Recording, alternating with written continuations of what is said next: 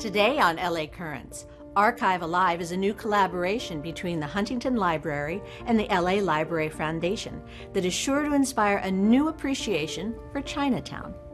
Next, providing intervention and prevention services, Peace Over Violence is the first agency in Southern California to confront domestic and sexual violence.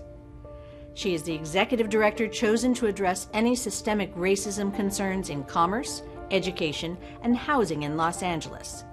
Let's get to know Capri Maddox.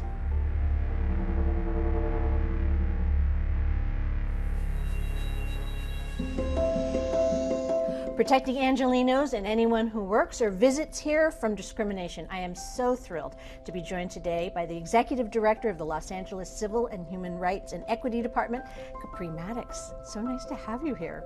Thank you for having me, Maria. Glad to be here. All right. It's an interesting department. It's just a little over a year old, but what exactly are the responsibilities of the Los Angeles Civil and Human Rights and Equity Department? Maria, we are doing so many things as it relates to equity and inclusion in the city of Los Angeles. Really want to thank the mayor for, standing up this department along with the resources that City Council has given us. We saw intensity as it relates to hate crimes and discrimination in the last 5 years really spike. Our department is tasked with dealing with these discriminatory practices, particularly as it relates to the private sector in the areas of commerce, education, employment, and housing. What kind of tools do you have that you can use to address all of these disparities, this discrimination, this inequity that needs to be fixed as fast as possible? What can you guys do? So there are a few things. Of course, when we think about looking at things through the policy equity lens, we can weigh in as City Council moves forward and relies on our department to weigh in as it relates to policies they may be looking at. Anything from hiring within LAPD to planning decisions like, how do we get rid of food deserts, for example. Other things that we can work on as it relates to housing is being sure that we are a voice to provide information to landlords. So thinking about the Apartment Owners Association of Greater Los Angeles, we can weigh in, we can provide equity in that space to make sure that housing opportunities are equal for all residents here in Los Angeles. It's been a contentious year for so many reasons, these hate crimes, etc. How are we? Are we getting worse or are we getting better? What's the pulse of the city? Are we trying hard to be good to each other, or are we falling apart at the seams? Well, I definitely wouldn't say we're falling apart at the seams. There's some places that are worse off than Los Angeles, but I'll tell you this, Los Angeles is a city that's beautiful. The mosaic of Los Angeles is what makes us special, and we want to lean in and we want to celebrate it. When you think about hate crimes being, on the rise in Los Angeles, it's heartbreaking. I'm a native. I'm born right here in downtown Los Angeles, and so it just breaks my heart that I see hate crimes in the last 5 years, soar. They're up 55%. Over the last 5 years. And of course, we know that hate crimes are up with certain communities. And sometimes they haven't gone down in others. For our African American and our Latino communities, hate crimes are still, on the uptick. And of course, we've seen a really concerning surge in hate crimes against our transgender brothers and sisters, as well as the API community. So when you think about the Asian Pacific Islander community, hate crimes for that group are up 114%. Oh my gosh. It is, really scary when people are afraid to let their mothers go to the store by themselves. And for most of the pandemic, that was the only place you could go, is to the supermarket. And so I really want to let you all know that, hate is hate is hate.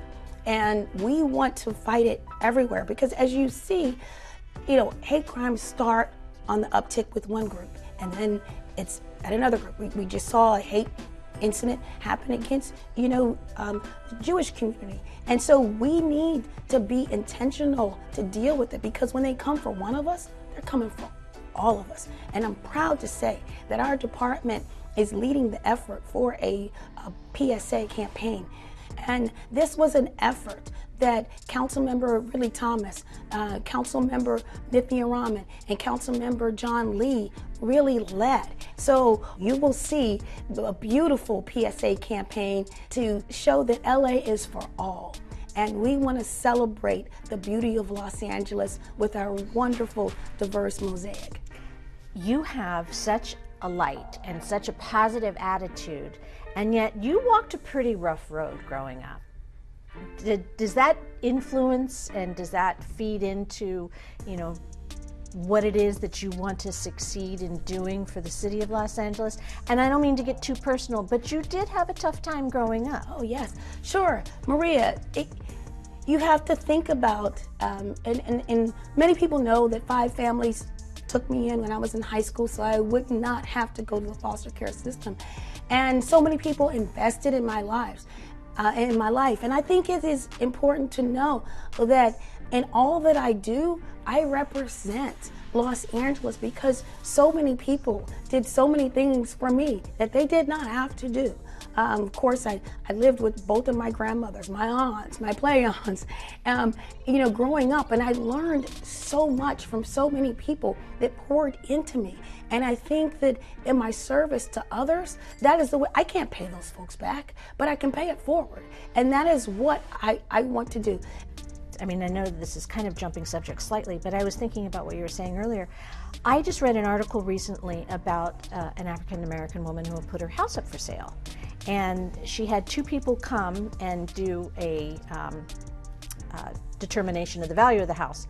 And then the last time, she had only talked to the person on the phone, and she had a white friend come and stand in as her. And the value of the house was appraised at substantially higher, which of course was horrific and terrifying and awful. So in your role with the LA Civil Rights Department, if someone has that kind of experience, what should they do? What can they do? Maria, you brought up a very important point. Hate and discrimination is costly. Yeah. And it has affected the generational wealth for many families, particularly people of color. And you gave the example of an African American that suffered discriminatory practices. And we have the investigation arm that will be able to address those issues. And as we build out that side of our department, we will have protocols in place on how we will deal with some of those issues. And as you said, it may be having someone of a different race, or having an investigator to stand in and to do the research. We know in Los Angeles,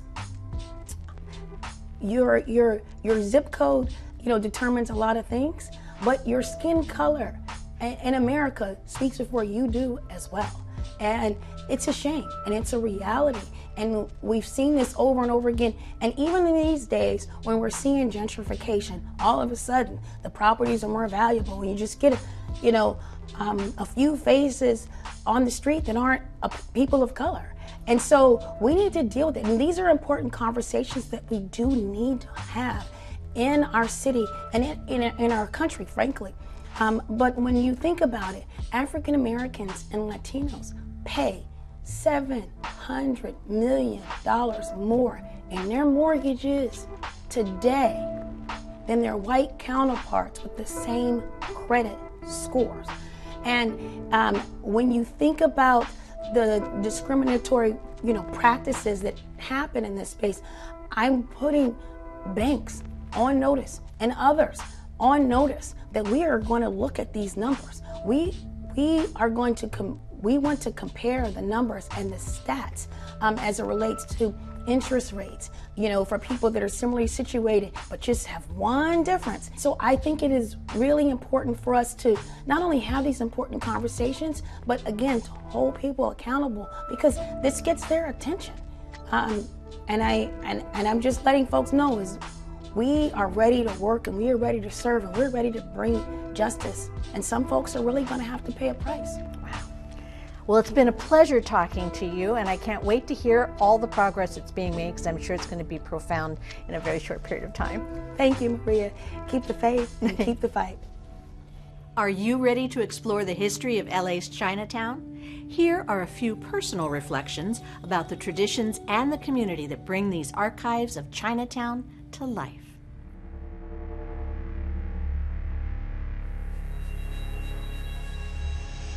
I have never seen this picture before. First reaction was like just shock, because I've never seen old pictures of Chinatown before, but I feel like there's some sense of familiarity.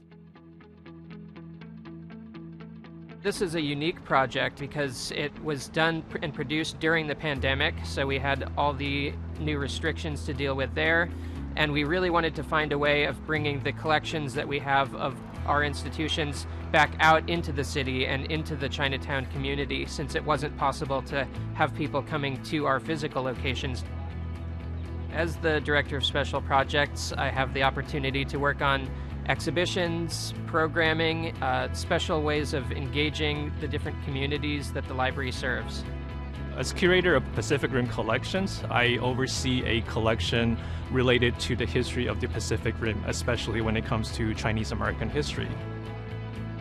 We wanted an opportunity for us to bring the archives from our respective institutions at the Huntington and at the Los Angeles Public Library and bring those archives into Chinatown. And so when we saw this empty lot, we came up with the idea of, oh, maybe we can perhaps showcase a collection here by wrapping a banner around this empty lot. Well, we were looking at the historic archives of the LA Public Library and at the Huntington, and we realized they had so many amazing stories that you might not realize just by looking at the photos or just by going through the historic maps and menus. And we wanted to find a way to bring those back out into the community here and really tell some of these stories, but through the voices and in the words of the people who've lived this history and who continue to be a part of the community.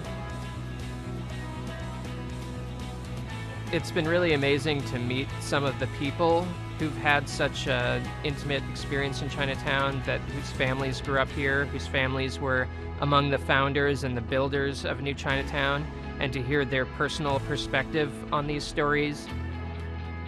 The themes that the exhibit is broken down into, such as exclusion, resilience, opportunity, these are really the themes that kept coming back to us as we were looking through these stories and the materials that we collected through the interviews and going back through the archives.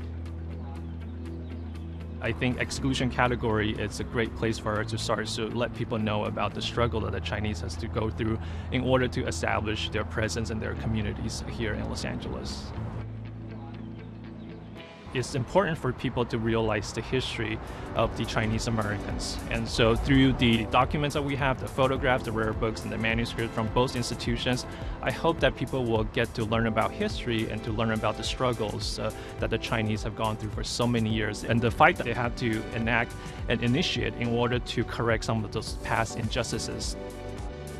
When you walk up to the Central Plaza and you approach the banner, as you're walking along, you'll see that we've got some really interesting historic photos of Chinatown, the way it looked going back to the 1930s when it had its grand opening in 1938, and the celebrations over the years. And if you stop to read what's next to that, you'll get a little more information of what you're looking at, but you'll especially see the stories and the quotes from the people in the community that we interviewed, and you'll start to understand these more personal connections. I think when you do see photos online on our archives or maybe at the library or at the Huntington out of context, it's beautiful, it's interesting in its own way, but you don't have that kind of personal connection that you get through reading or hearing these interviews. My generation is kind of starting to look back because they're looking back in order to look forward. And there's such an appreciation of what has happened, and they only want to make it great. So I think that this is just the beginning. One of the things I can say about my father was he was a very positive personality. He never looked back and regretted things from the past, and he was always looking forward, both to improving himself and the fact that the Chinese people here in Los Angeles would be successful challenges of the pandemic have hit the Asian American, the Chinatown community very hard. And then on top of that, very sadly, as we all know, the rise in hate crimes and attacks against Asian Americans and Chinese Americans. It's been very hard for this community.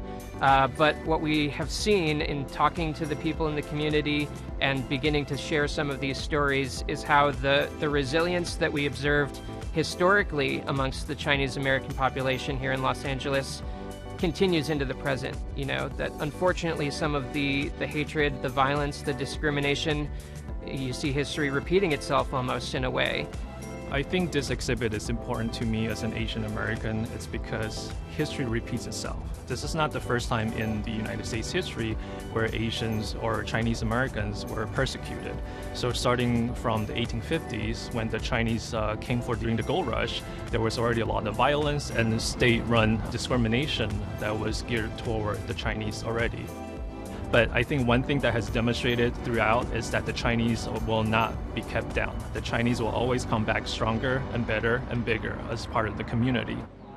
But what I would hope that people understand is the challenges that they've faced historically. And the more that we can share some of these stories, I think the more people can understand that these traditions are beautiful. I want people to come away with an understanding about the origin of this place. I want them to learn more about the historical figures such as Y.C. Hong, Peter Suhu, who were instrumental in establishing New Chinatown as part of a small group of prominent Chinese Americans at the time who dared to think of an idea where they could construct and design their own Chinatown here in Los Angeles. They want New Chinatown to be available to all Angelenos here. They want people to come to Chinatown to eat at the restaurant, to patronize the store, and to learn about Chinese culture. So they wanted a completely new Chinatown. Part of our mission here is to try to get more people to come to Chinatown and learn more about their amazing chapter in history, about the Chinese struggle in establishing this very special community here in the 1930s, and to learn more about what was there before 1930s when there was another old Chinatown that doesn't exist today, that was demolished in the 1930s and the 1940s to make way for many civic projects such as Union Station. It's just been so amazing to learn what it took to make this place a reality. In the 1930s, Chinese people in America faced extreme discrimination. They were not able to become citizens. They were not able to legally own property. So the fact that they could pool their resources and their energy and obtain this plot of land and build such an inviting and beautiful development to bring some more positive attention to their community, business opportunities, and improve their way of life. Across the exhibit here in Chinatown, you can scan the QR code and it will take you directly to the online exhibit. There's one for each thematic section so that you can view the video that really speaks more to that theme. And I also want to mention that the website is fully bilingual. So there's a Chinese version of the website and there's QR codes for both so that either language you can experience the entire exhibition. Everyone should be allowed and able to celebrate and share their own culture, and there is room for us to coexist and celebrate each other in that way. We are just part of the American story here, and we wanted to be part of this community to contribute to this nation and to make it a better place. The online exhibition is at exhibits.lapl.org/Chinatown. That's where you'll find the videos of the interviews that we conducted and more of these documents and the memories and stories. LAPL.org is the homepage for the library and the many services that they provide, both virtually and now in person again, fortunately. And LFLA.org is for the Library Foundation. We're the primary supporters of many of the library's programs and services. And if you want to find a way to support the library, you would go to that website.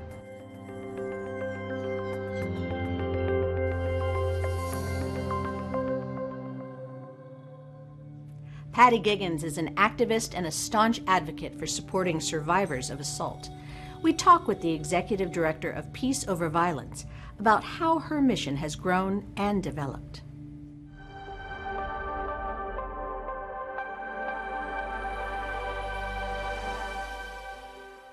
Well, perhaps the best way to fight sexual, domestic, and interpersonal violence is to actually prevent it. Well, today I'm delighted to be joined by the Executive Director of Peace Over Violence, Patty Giggins. So wonderful to have you here. Thank you so much, Maria. I'm very glad to be here on Denim Day. Well, we are appropriately dressed for Denim Day. So I do want to find out about the organization, and then we can learn a little bit about why Denim Day has been created. But, you know, the name of the organization is Peace Over Violence, but that's not what its original name was. It's been around since 1971 and was built because of a very personal reason. How did this organization come into being? Well, our organization, and we had a different name back then. It was the Los Angeles Commission on Assaults Against Women, or LACAW, as we were known. It was started in the 1971, late 60s, early 70s, at that time of the violence against women's movement, the LGBTQ rights movement, civil rights. So they were pioneering feminists who actually had a friend who was raped on Hollywood Boulevard, and they had a first-hand experience about how she was treated by the police and going through the exam and all of that. And so they decided that they were going to really take this violence against women on, and started the first hotline in the country, the LA Rape and Battering Hotline, which we at Peace Over Violence are still running today, 50 years later. You know, what has changed and shifted, and what are some of the issues that you had to step up and handle or help and, you know, address since those early days? Well, there's so many when you think of 5 decades of us providing hotline and counseling and support groups for sexual assault and domestic violence and child abuse. And so part of what happened was there was, over time, there was a lot more collaboration, you know, with government, with police, with law enforcement. There was a lot of cross-training, and we were on a mission, and our co-conspirators in the movement were on a mission to change the culture.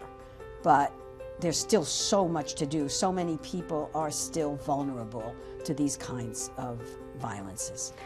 That's one of the things that's a little terrifying, although, you know, wonderful that these cooperative efforts have been, you know, taken up and that there's more of a spotlight shown on these issues and everything. But why, after all this time, where's the cornerstone of the issue that we can't seem to resolve?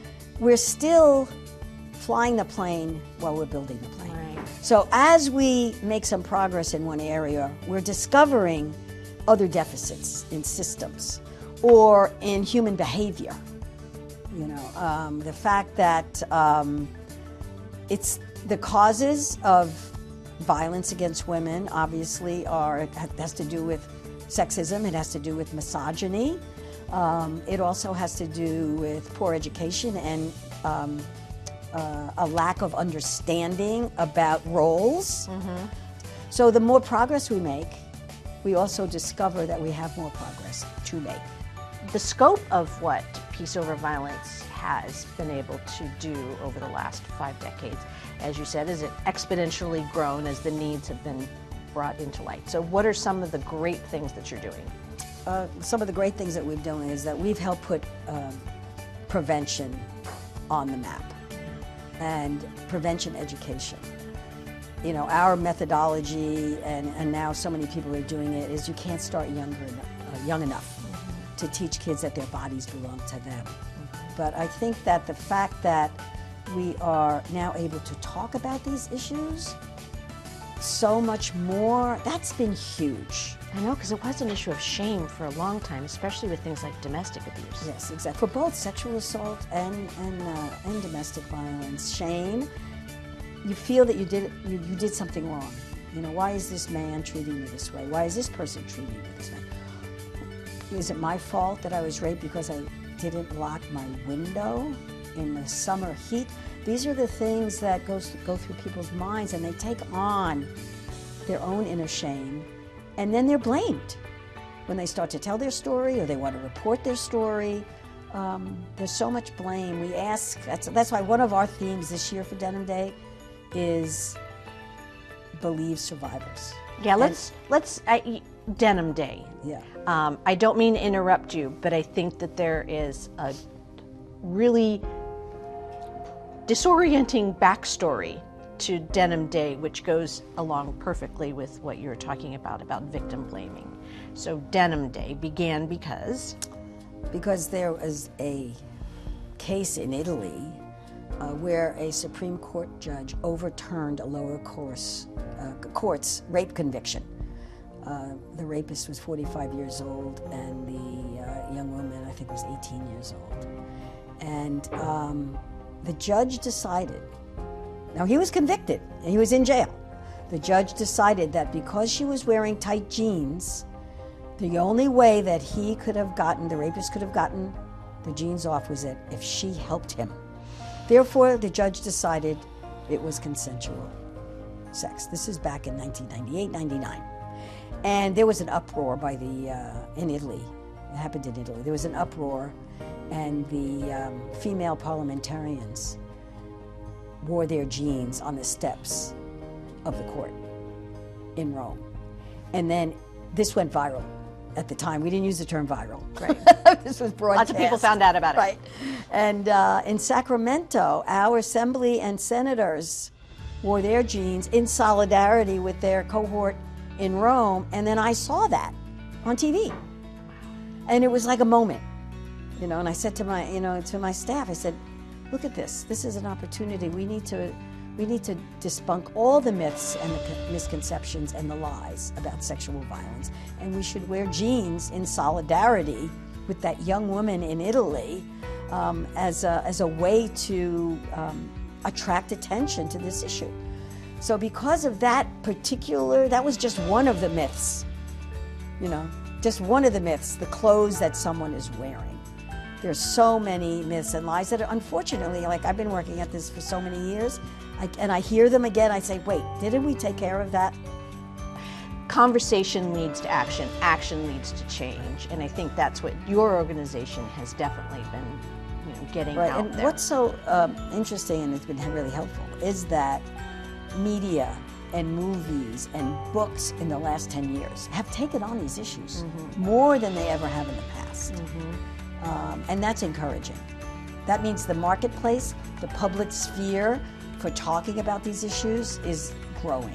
Right, and the courage of the survivors willing to share their story. There's Absolutely. something probably very healing, I imagine, about that too, and you've probably been witness to that. Yes, and it's so important to bear witness to that. And I think what's important, and I would love your viewers to know, that we get calls from people who were assaulted 30 years ago, 20 years ago, and are just now beginning to tell their stories and are willing to reach out and are amazingly practiced in resilience, but yet there's still something that's been missing, and they want to talk about it, and they want to heal from the rest of it. All right, well, if people want to help, people want to volunteer, people want to share, or maybe need to expose something that has happened to them, what's the best way for them to get in touch? Because not only do you have the phone and the online, but there's also physical places they can go. Yes, we have 2 offices in Los Angeles County, one near downtown LA and one in Pasadena. So no matter where someone is in LA County, there are resources for people to go to, and you can go to peaceoverviolence.org and find out where all the resources are and how to get in touch with us and the other rape crisis centers and the other domestic violence programs. And I'm very proud of that I've been at Peace Over Violence for 35 years, and one of my proudest things is to be part of building up that network. Thank you so much, Patty. It's been wonderful talking with you.